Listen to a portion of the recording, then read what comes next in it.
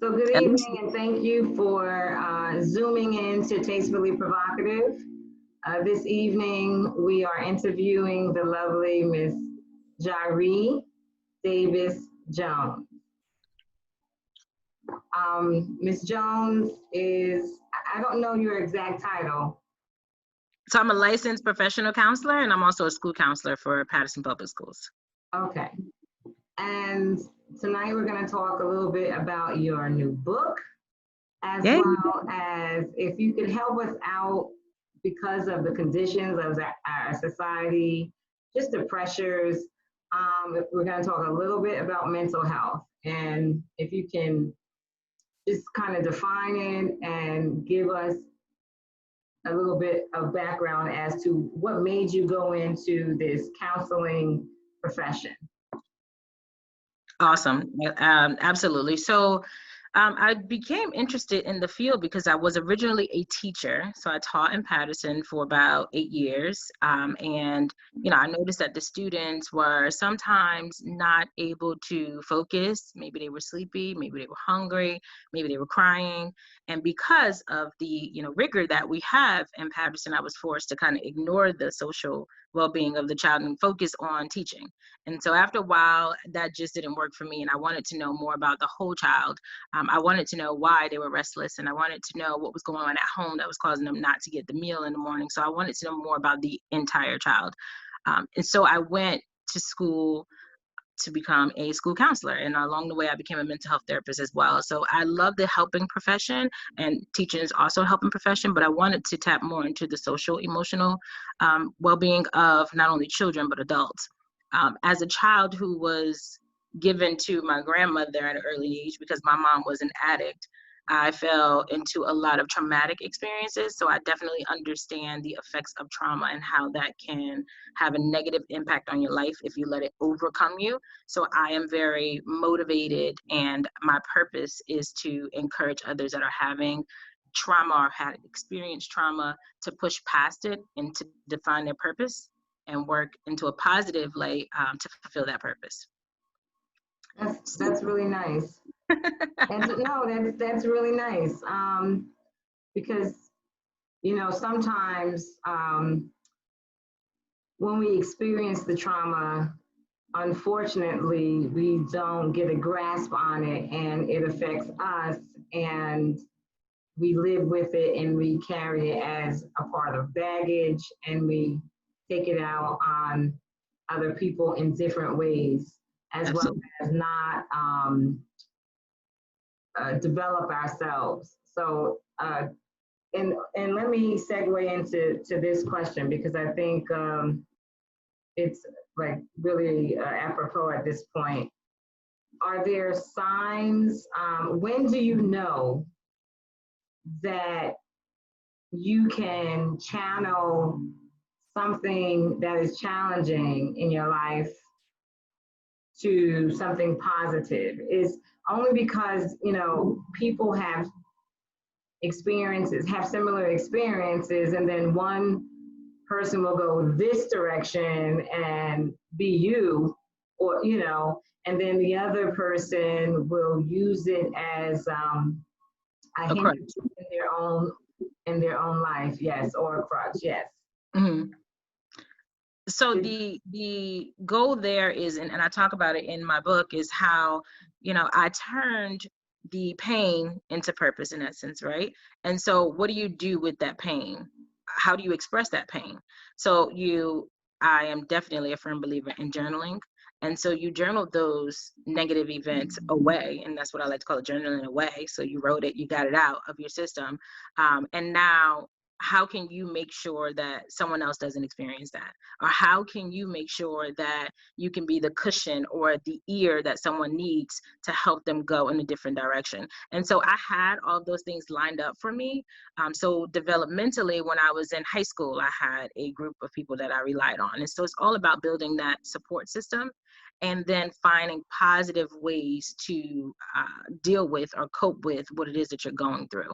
And so for me, that was education. So I buried myself in education. So how can I ignore what's going on around me? Well, the only thing I can control is my education right now. And so I was very involved in school. I made sure I did extracurricular activities. And then as an adult now, what am I doing? I'm still doing community service. I'm doing workshops. You know, I do a lot of free things in Patterson because I want to give back to my community. So there's always a choice. And so when you have those traumatic experiences, you have the choice to reach out for positive things or the choice to reach out to negative things. Okay. And so the more you talk about it with people, hopefully you're speaking to the right people, they will guide you in one direction or the other. Right. So basically, we definitely need a support system. How is it? So would you say loosely, not, that when you don't have a support system, I don't want to say there's no hope, but I would like to say that are you more likely to go down another path, or are you likely to be successful? yes. I mean, So I would love, I'm all for the successful, but the reality is I'm wondering, is there something that you can, because sometimes people have a support system and don't realize they have a support system because yes. of their insecurities, or, they don't know if they trust someone well enough with whatever they're dealing with.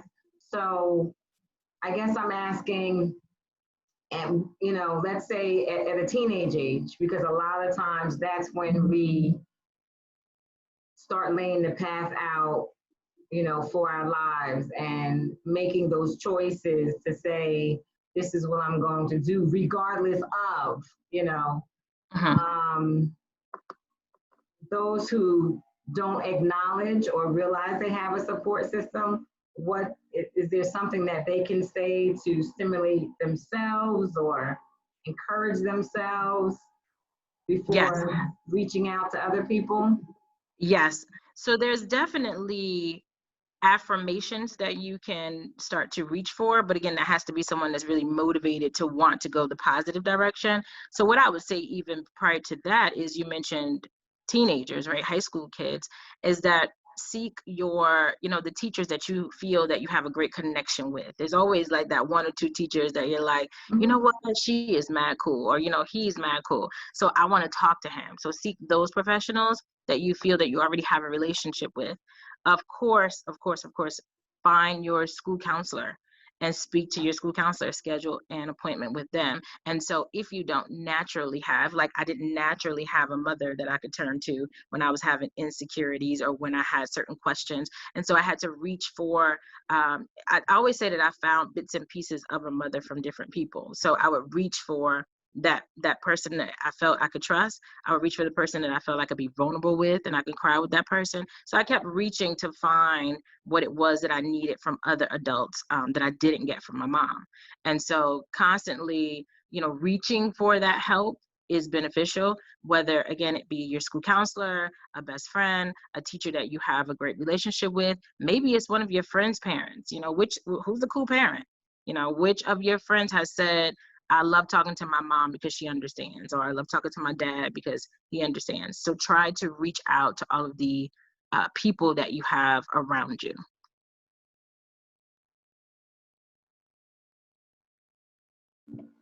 Does anyone have any other questions? I guess, and sometimes my concern is, how do you know that person? I mean, how do you know that person is giving you the right information or guiding you in the right direction Right. when you truly don't know? Like, there are people who just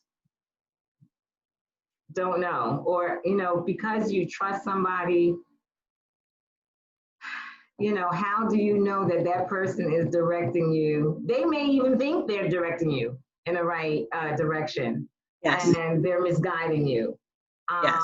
Is there any type of indicators, or I don't know?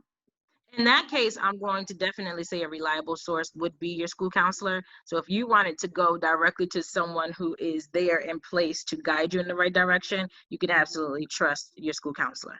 Okay. And if you, again, if one of your other friends you've heard that them say that their school counselor is the cool one, then maybe you want to schedule an appointment with that person.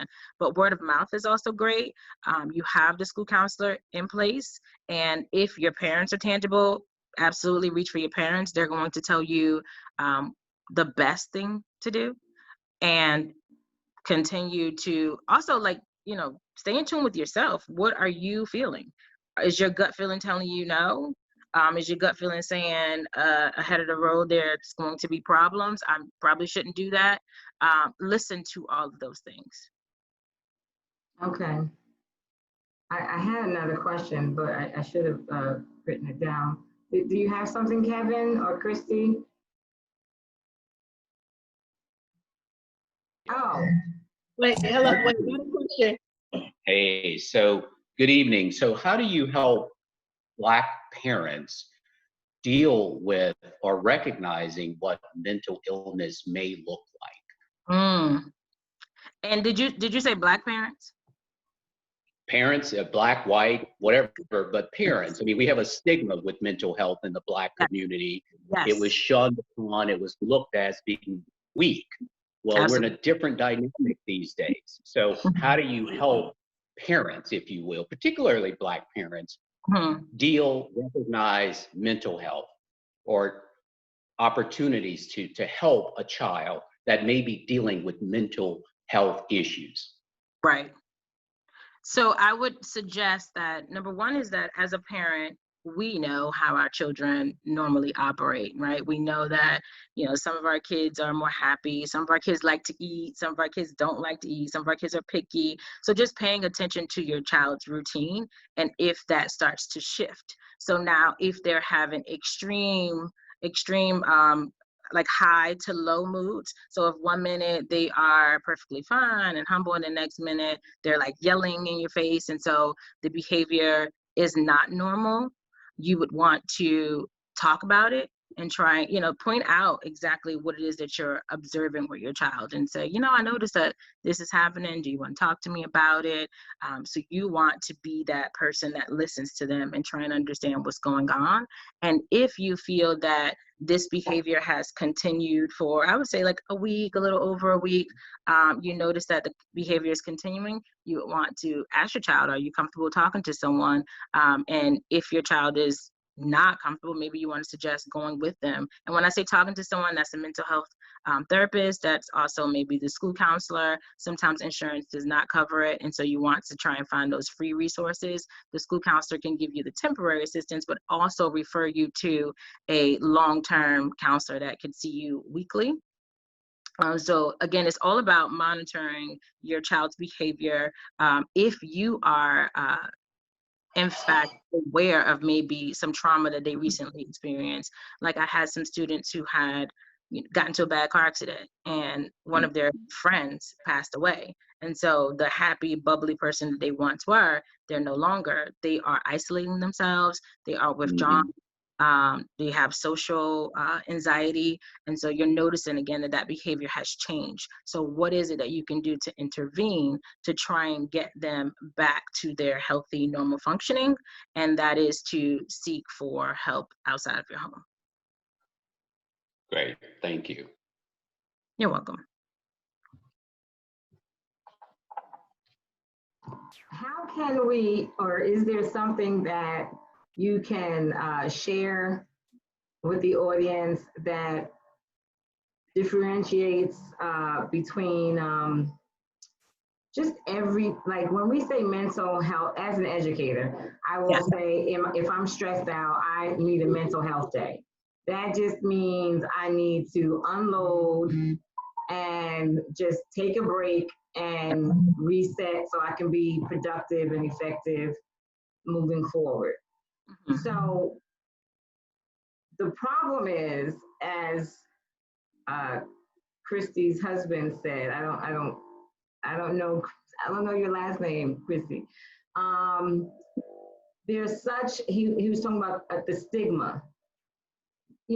So as educators, we'll loosely say, I need a mental health day. We know what that means, but someone else may just tie that into some other type of diagnosis or illness or disease.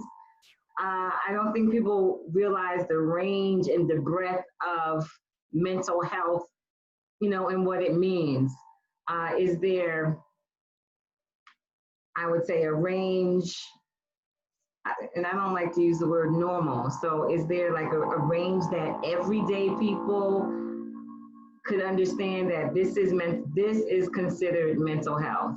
Yes. So mental Versus, health, when you say like I need a mental health day, right, what it sounds like and what it is that you're saying I need to find some balance, right? Some things are out of my control right now. I'm feeling like I'm a little bit off, and so a great balance is, you know, having a social life.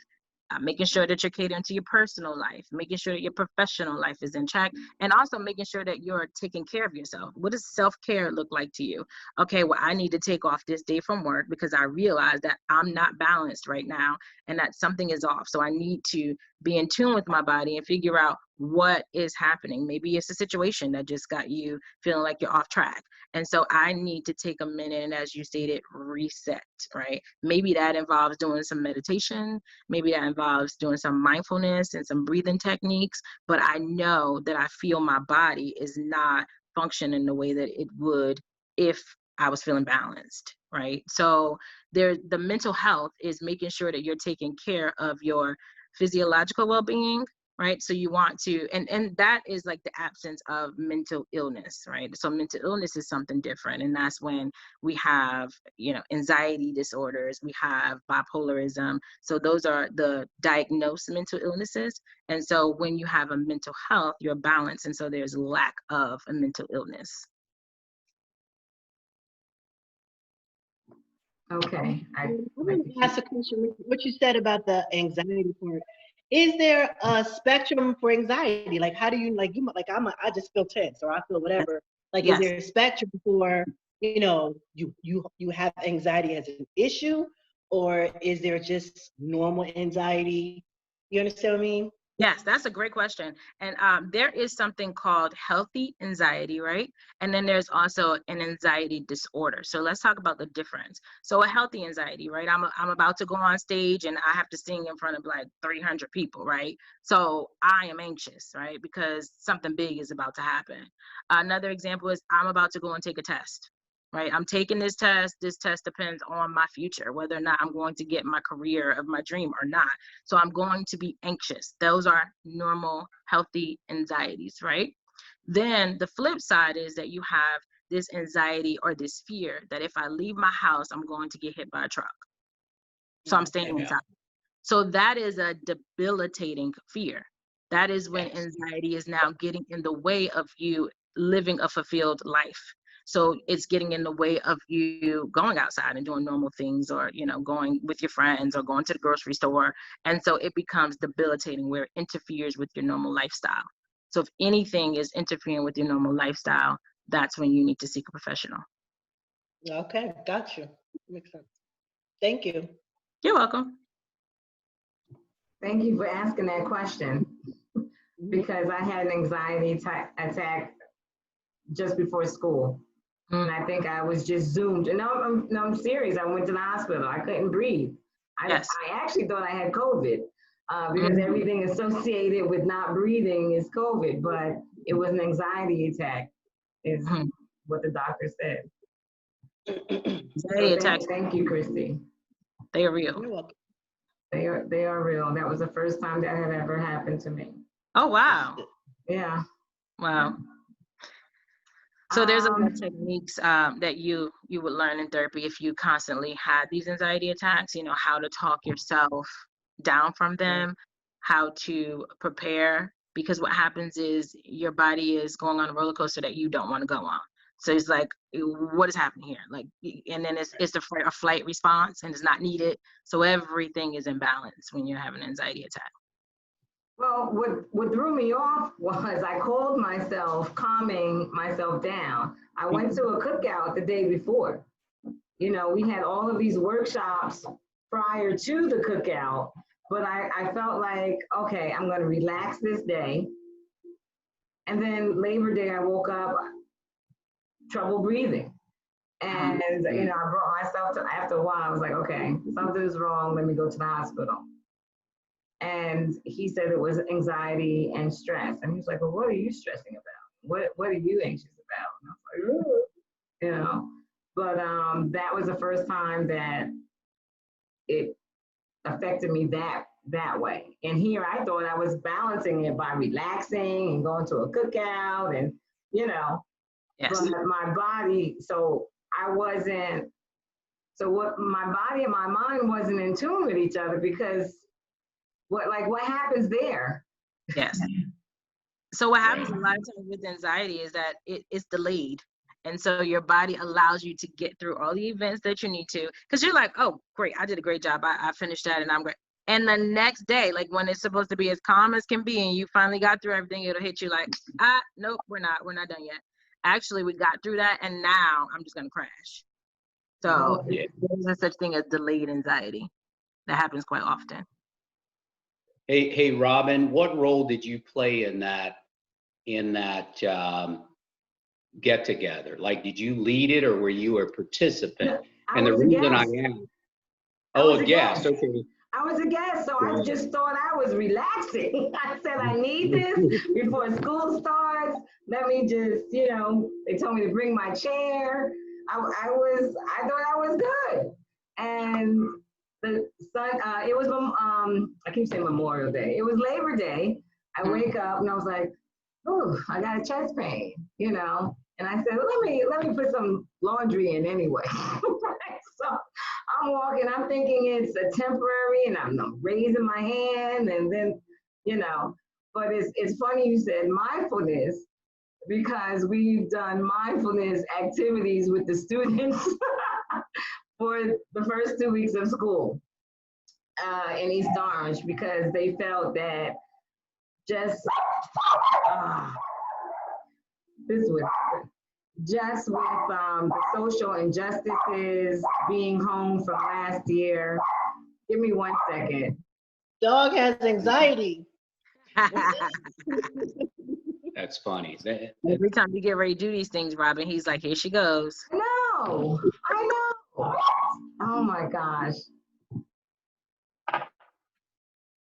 Robin, yes. When you go to these events, you shouldn't do illicit drugs. I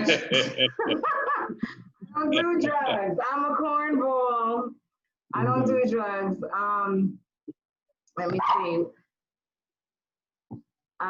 Let's see. Probiotics, vitamins. Tell that to your therapist. Oh, listen, I'm all for therapy, and I always like to get to the bottom of a problem, simply because, you know, he's running in circles. Give me 1 second. Kevin, ask a question or something. Let me just comment. What I'll say, the reason I asked that question, because even when I know that I have to execute on something, I have anxiety. But it's not because I lack the confidence in how to execute it. It's simply because I have to do it. And when you have to do things that are very difficult, or delivering difficult news to other people, I still tend to have to practice what I'm going to say, although I've done it over and again. You get that anxiety. And I often tell people, the managers that I support, when we're doing a termination, they tell me that I'm uncomfortable. And I always tell them, you should be uncomfortable, because you're delivering impactful news that changes someone's life. So you have that natural, I will call it inertia, about doing something. You're confident in doing it, but you still have that anxiety on how it's going to go.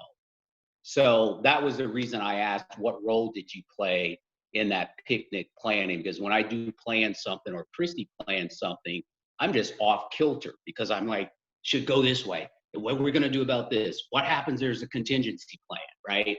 And that's not a healthy way of being all the time. So that's why I asked that question, Robin, on what role did you play? I think I was zoomed out, workshopped out.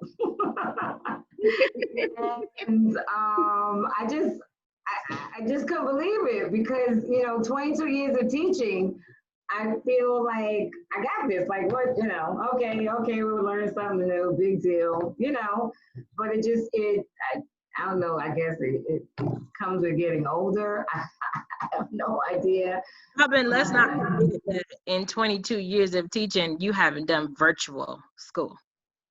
No, you're right, exactly, not virtual school, right. Add an extra layer of stress to every single person, okay? People who once loved teaching because of the interpersonal interactions, right, are now hating teaching because that no longer exists. It's more about whether or not your technology, something that you have no control over, is your technology going to work today, right? So how do you handle that? Yeah, that's a lot. That is a lot. And then this dog, now he wants to come back inside. No. Then, on Saturday, the women empowerment, thing is taking place on Saturday. So I want to make sure we have enough people. People don't register, so I don't know how to gauge the snacks, the water. I like everybody to feel comfortable, and so that is on the back of my mind. Not to mention Patterson politics. So that's another thing. So there are things that I can acknowledge that are here.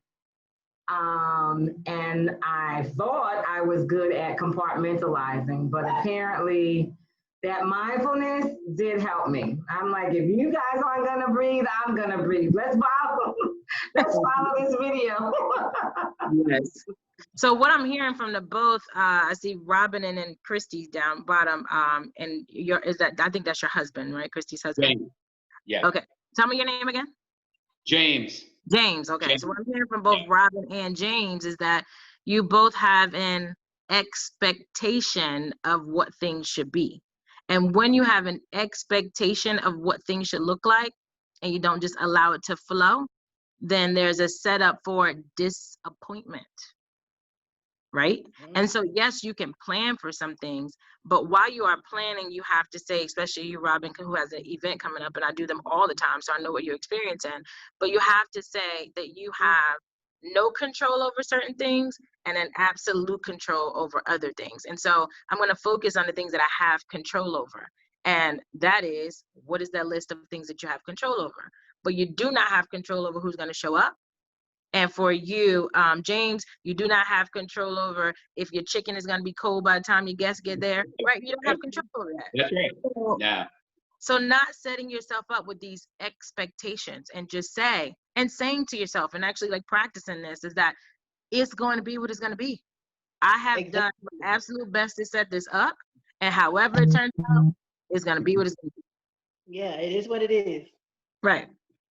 Especially if they didn't pay for it. I like Kevin. Everybody got their cups, but they ain't chipped in. You take what you get. Yeah, that's why we don't have people over. Not true. Nah, I hear you though. Yeah, everybody gets a little anxious about things. That's pretty. The word that clinicians don't really like is normal, but if there's another word, we could use that. It's pretty common and expected, and it's what I would say is functional. It's only the stuff that's dysfunctional that's a real problem. Like if it's causing you problems in your relationships, say if you and Christy end up fighting because you say, hey, why did you salt the damn fish? I can't think of. I don't have nobody over, so I don't even know what the things go on in events. But he's why didn't you put enough salt in a damn fish? And then Chrissy like, I already put salt in fish. That's why you got high blood pressure right now. You're black. That type of thing becomes dysfunctional. But if you're not doing those type of things, you just like, yeah, I got to get this thing right. What did we miss? And that's okay. Yeah. Yeah, you just handle business. Yeah. I just say, hey, just pull out something else. It's not a big deal. Throw it away. We'll start over. Yeah. So, Like Well, Robert was saying about teaching, we've been teaching about the same number of years, and every year, the day before, it's just like you're meeting new kids. I guess I feel a level of anxiety every year, even though I've done it so many times. It's just like it's new. That's the thing about teaching. Every year starts a new year, and something is different, whether it's the people, the location, the subject matter. So for me, I have that can't sleep kind of thing and all that stuff. But I know it's coming, and I deal with it, and I get over it. Usually, right? Mhm. yeah, Yeah. So. I don't have a problem with me. So I want to touch on a little bit more the importance of mental health in the Black community, because we are the ones that seek it the least, right? So I want to say that many of and this is generational, right? Our parents taught us that what happens in the house stays in the house. Going to a therapist was seen for only crazy people, right? Only crazy people who can't control themselves Right. go to therapy. And so it's taken years for us to unwind what it was that we were taught all these years. And so now I am proud to say I'm seeing a lot of African American clients coming in, not even knowing why they're coming, but like therapy is like the cool thing to do now. So it's amazing, and they're being proactive instead of reactive, right? So what is it that I can come in here and work on? I just want to work on myself because I heard that having a therapist is like cool now. So people are really coming to seek therapy. If you are noticing that you have some behaviors and you're like, I don't even know why I do this. I don't know why every time somebody flicked the light on before I open my eyes in the morning, I snap, right? So what is that? Where is that coming from? Was there a childhood trauma? And so therapy is going to help you dig through those things and figure out exactly where that's coming from. Not only will it help you figure out where it's coming from, it's going to help you to prepare with how to handle it when it comes up again in the future, right? And how not to deflect that anger on other people around you, or countertransference or transference, how to keep that in, internalize that, work with it within yourself, and then be a better you. So it is super important to go and just try it out. Sometimes you don't go based on other people's experiences. So go and try it out. It is the one place where you can sit and be self-centered and be selfish, and it's all about you. The session is all about you, and the only thing that you can take away from that is growth. Like, who's not wanting to grow? Right. And I think that the times are different also because we can see it on television. We see couples therapy, and I think that's also actually great because it brings down some of the barriers in our homes as far as relationships. Yes. Does anyone else have any mental health questions before we get into Jhiree's book?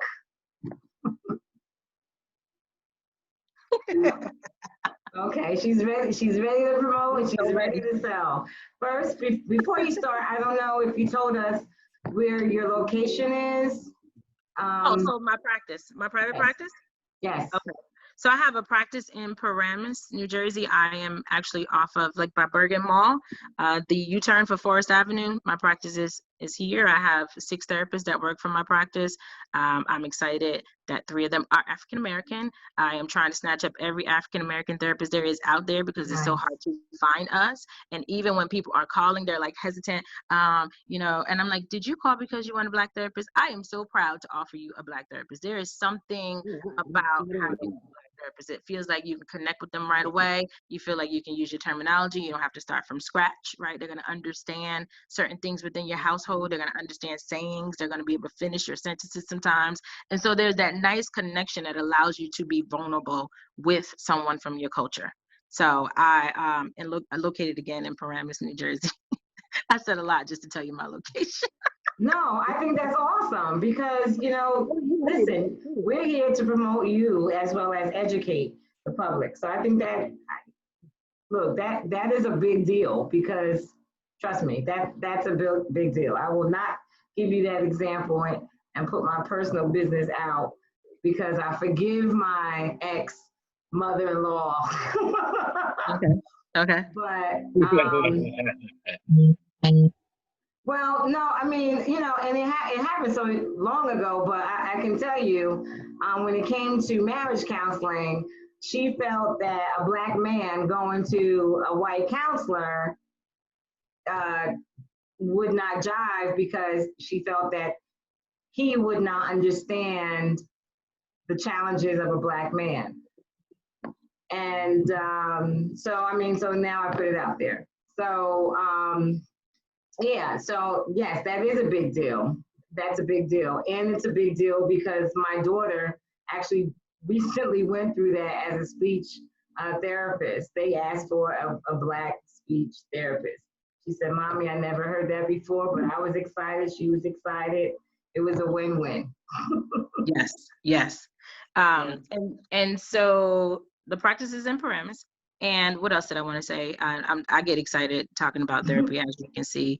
I'm definitely an advocate for my people coming into therapy so that they can work on themselves and become your best version of you. I mean, there's nothing more rewarding than learning what your purpose is and what your powers are and how you can reach back and help someone else.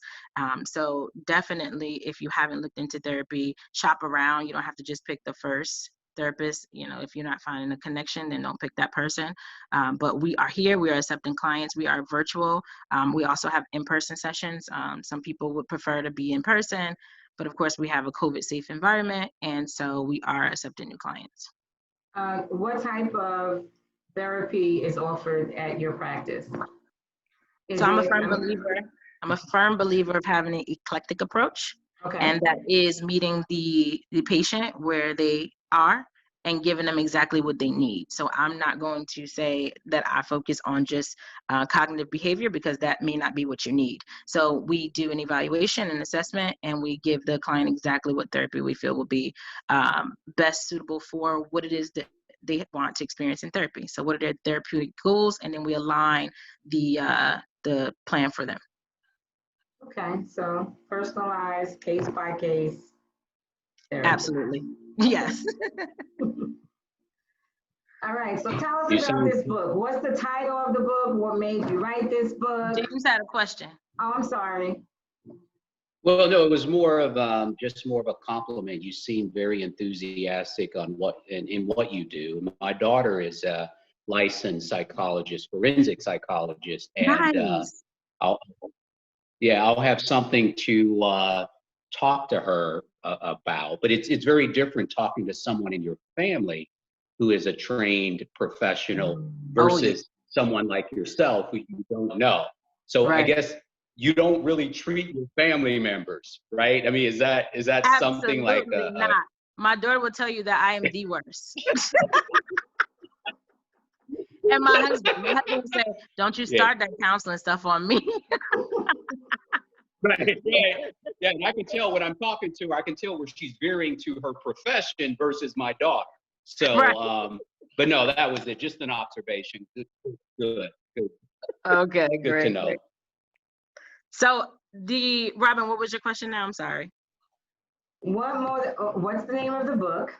Okay. What motivated you to write this book? Tell us a little bit about the book before we go out and purchase it, as well as where could we purchase your book and support you? Got it. Right. So here is the cover of my book. The book is titled My Current Past. My Current Past plays on the word current in two different ways. One is that it talks about how I experienced traumatic events starting from the young age of 3 due to my mom's addiction to crack cocaine. I grew up in Patterson, and due to the addiction, my dad thought it best to move us to North Carolina to run away from the addiction. However, as we all know, addiction follows us wherever we go, right? And so my mom continued to stay on drugs. And so I was taken by my grandmother, who raised me in North Carolina for a little while. of course, still experiencing now abandonment issues with being taken from my nuclear family, separated from my siblings, and raised as an only child now with my grandmother. So it talks about the insecurities that I had growing up, the abandonment issues that I had growing up, and definitely how my mom's addiction impacted my life and my decisions throughout. And so sadly, my mom is still an addict today. And so hence the word current, right? So my current past, because although I would love for it to be my past and for her to have completely changed, in essence, would make my life easier, it is not my past and it's still my current. So now, though, as a therapist, of course, I'm now equipped to handle the residue, so to speak, of her addiction in a different way. One that I use as empowering. I talk about how diving into education saved my life when my mom, so I moved back with my mom eventually, you'll learn that from the book, and then she relapsed again. So she had gotten clean for a little while. I was like, yay, moved back with her, she relapsed. So I buried myself in education and how I was able to get a full scholarship to William Patterson to become a teacher, and then how I was excited to come back and help my community. And so just burying yourself in all the positive things in life and choosing to not use your life experiences as a crutch, but rather a stepping stool to be the best version of yourself that you possibly can. And so not only did I go on to go to graduate school, then I became a mental health professional and opened my own practice. And so it's just a great motivational story for our kids, right, from Patterson, our Black kids, to hear of how no matter what it is that life serves you, that you can take it and you can turn it into your favor. And so, beautiful. I mean, hey, no, listen, I appreciate it. It's all about the journey, yes. and I think that's great. So now I'm sitting here saying, well, gee whiz, maybe I need to buy more than one book. Where can we find the book? So the book is on Amazon. It's online on Amazon. It's also on Barnes and Noble. And the book made Amazon's #1 new release. Oh, Okay. Congrats. Thank you so much. And we're trying to get it now to the store shelves, right? So in Barnes and Noble, and to become bestseller on Amazon. And so I'm just pushing. We just reached a goal of sold over 500 copies last week or the week before. So it's doing really well. And now I want to push it into the education system. And so have our middle school students and our high school students read this. And so it also talks about the power of journaling. So you know that our district is now, I think all districts are now focused on social emotional learning. And so I want to push this into the schools, a great piece, a conversation piece for African-American students as well. There's many issues that I face as a dark-skinned African-American girl. So I talk about those as well. And just so many things that you can, relate to and say, wow, like if she could do it, I could totally do this. Yes, we are complex. But I thank you. Kevin had his hand raised. No, he clapped. That was just clap. I was clapping. Oh, I'm sorry. Good. Congratulations. You good. Thank you. Yes, congratulations. What is the relationship with your siblings now? You mentioned a separation and being apart from them. What is it current day? So like Robin had mentioned earlier, so I have 3 older sisters and I have a much younger brother. So I'll talk about my 3 older sisters first. So my 3 older sisters had gone to, well, I'll let you guys read the book. I'll let you read the book. Right. Don't tell me all the details. Just tell me just how did you journey from that to now? Like, what is that like current state? Don't tell me about the book because I'm fine. Yeah, so current state today, my sisters and I are all reunited. My oldest sister followed my mom's track. And so my oldest sister had gone to jail and now she's in forced rehab and she's doing so great. So we're in constant communication with her now. And so everybody's great and mended. And we've learned now how to not allow my mom's addiction to divide us, because that would definitely happen. It's like, okay, it's your turn to take her to rehab. No, it's your turn to take her to, your turn to go shopping for her. And that would always cause a rift. And so we are finally at a point where we're like, okay, we've identified the problem as the addiction and not us. So let's keep us together and let's stay on the same page. So that's where we are. Okay. That's awesome. Because, I mean, you can actually just take the template of what you just said and apply it to, it doesn't even have to be the addiction. It's just taking care of a parent that is sick. You know, you have those similar, you know, depends on who's not married. That would be me. Oh boy. You can take care of daddy. Who's not married? That would be me. Well, you can take, you know, it was, oh, you're the girl. You can take, you know, so that's interesting that you said that. Yeah. Yes. Definitely a great book. Look at that. I'm putting on Any other questions? Book club list and see if they. Yes, absolutely. Oh, nice. I was thinking, listen, Christy, I think I would prefer to read this than those heavy books that your brothers like to offer.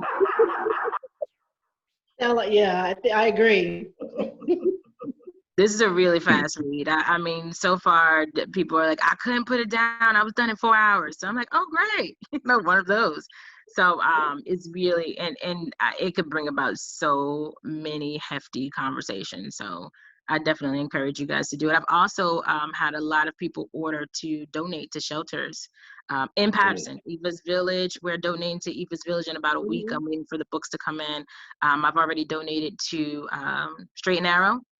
Right? There's recovering addicts there that need to hear. And it's so interesting for the addicts to hear because this is the perspective of a child, right? Normally when we read books, it's the addict saying how I overcame and what about the child that was dragged along in the middle? Like what happened to the child? And so this is a great perspective for them to say, and I actually had a recovered addict reach out to me and say, wow, I never thought that my child was this impacted. Like you really opened my eyes to what the kids went through. So. Yeah. Nice. Well, I'm excited. We're gonna go tonight and we can order it. Yeah, we'll order it. We'll order it tonight. Yay! Thank you. I can't wait. I want mine signed, so I'll stop by. We can start our own book club. Well, I'm in Georgia, so. You're in Georgia? You know, that's my next stop. I'm actually going to Georgia. I did a book signing here in Patterson. I did one in North Carolina, and my other sister is actually in Georgia. I'm like, Georgia is my next stop, but you know. Oh, what part of Georgia? She's in Atlanta, College Park. Oh yeah, we're close. We're Snellville. It's not close, but it's close enough. Everybody just said that. Everybody, Close mean in Atlanta. Close in Atlanta mean 30 minutes out. I already know. Yeah. This is not Patterson close. What is this? It's 5 minutes to everything. So yes. You know, it's different. Yeah, that's what but we'll definitely link up. I'll let you guys know when I'm there. And I can also, I was thinking I can mail it to you. But I would have to order the copy for you, sign it, and mail it to you. Yeah. We'll get it. We'll show up. Okay, great. Look at that. This is what we're talking about. Networking, promoting each other, women empowerment, Black-owned businesses. All of the above. Yes, indeed. Well, thank you. Thank you, Robin, for inviting me. You know, if you guys can think of any more questions, this is what I love. I totally go over all the time. So I'm here. You have been very thorough. I appreciate you answering the questions. I appreciate Christy, Ken, and Kevin, and James coming on and asking the questions. Look, this was great dialogue, and I hope the audience will appreciate it and get something from it, as well as order your book. The name of it again is My Current Past. Yes, and I just realized I didn't even mention the name of my practice. I'm so excited about telling you all about it. So the name of my practice is Cherry Blossom Healing. Okay. Cherry Blossom Healing. And Cherry was my grandmother who passed away, which you'll learn about in the book as well. But we have 2 locations. One is in Paramus. The second is in Mountain Lakes, New Jersey. Okay. So you know what I'd like to also do? I'm going to take this back because we need minority professionals assigned to our company's EAP. And I guarantee you it is not as diverse as the conversation that we're having tonight. So Good one for your. that's right, exactly. So I want to take this back and just find out, how do you become perhaps a vendor, and that associated with our EAP. Oh, nice. So, I would love the Jhiree. opportunity. Thank you so much.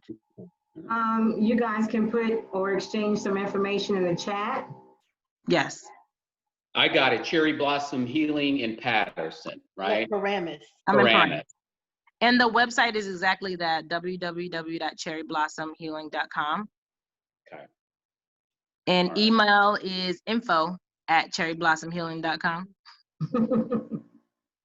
Try to keep it simple. Keep it consistent. Yeah, I know that's Yes. right. All right. Is Doug on here? Doug, you with us? No. No, He's I'm probably thinking he having- walked away. He's probably having an anxiety attack somewhere. Oh no. Deep breaths, deep breaths. That's right. You do gift certificates, right? All right. Good stuff. He's probably walking. Just a little sisterly love, that's all. Yeah. So you guys, it was really nice meeting you. I hope we'll do this again soon, Robin. And Robin, I wish I could make it to your event. I was just telling Robin, I'm signed up for a workshop Saturday morning, and then I'm doing for the first time ever a vendors event at like a Black Entrepreneur Expo or something like that in Newark on Saturday. Yes, and I understand that. And I will miss you.